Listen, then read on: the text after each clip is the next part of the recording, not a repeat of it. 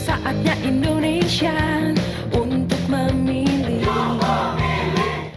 Ketua Komisi Pemilihan Umum Kota Palangkaraya akad bicara menanggapi perihal kabar 153 TPS yang hilang pada saat dimintai keterangan di ruangan kerjanya di kantor KPU Kota Palangkaraya pada Selasa 21 Februari 2023.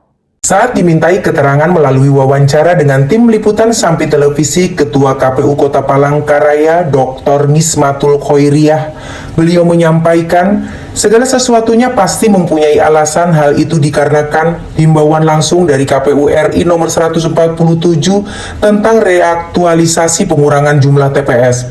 Penentuan jumlah TPS berdasarkan Peraturan KPU nomor 7 tahun 2022 pasal 15 ayat 3, penyusunan daftar pemilih dilakukan dengan membagi pemilih untuk setiap TPS paling banyak 300 orang dengan memperhatikan tidak menggabungkan kelurahan atau desa. Kemudahan pemilih ke TPS tidak memisahkan pemilih dalam satu keluarga pada TPS yang berbeda aspek geografis serta jarak dan waktu tempuh menuju TPS dengan memperhatikan tenggang waktu pemungutan suara.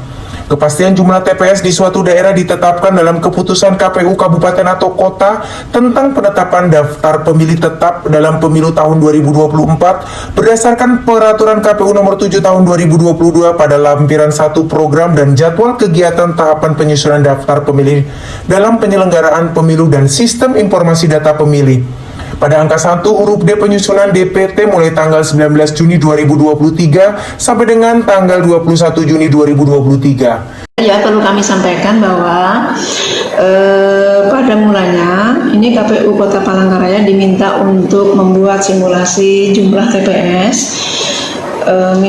maksimal jumlah TPS itu per pemilih itu adalah 300. Nah, setelah kita buatlah simulasi jumlah TPS dengan jumlah pemilih maksimal 300, angka awal itu kita mendapatkan angka 947 TPS ya. Kemudian setelah kita BA-kan, kita tentukan bahwa TPS kita di Kota Palangkaraya berjumlah 947. Ada surat turun terbaru dari KPU RI nomor 147 yang memerintahkan ke KPU Kabupaten Kota untuk melaksanakan restrukturisasi TPS. Artinya maksudnya adalah restrukturisasi TPS adalah KPU Kabupaten Kota ini diminta untuk mencermati, memadatkan pemilih di tiap-tiap TPS. Misalnya di TPS ini jumlahnya masih jauh di bawah 300, maka TPS terdekat itu digabungkan menjadi satu. Hal seperti ini akhirnya mengakibatkan ada pengurangan jumlah TPS. Nah, jumlah TPS setelah hasil restrukturisasi atau pemadatan pemilih di tiap-tiap TPS tadi, kalau presentasi pemadatannya di Kota Palangkaraya pemilih itu per TPS di angka 275. Nah, setelah hasil pemadatan tadi maka dapat kita peroleh angka 794 TPS. Artinya ada pengurangan 153 TPS. Ini maksudnya ada mengapa menjadi berkurang, karena memang terjadi pemadatan pemilih tadi setiap TPS untuk mencapai jumlah mendekati maksimal yaitu 300 pemilih. Nah, jumlah TPS ini kita masih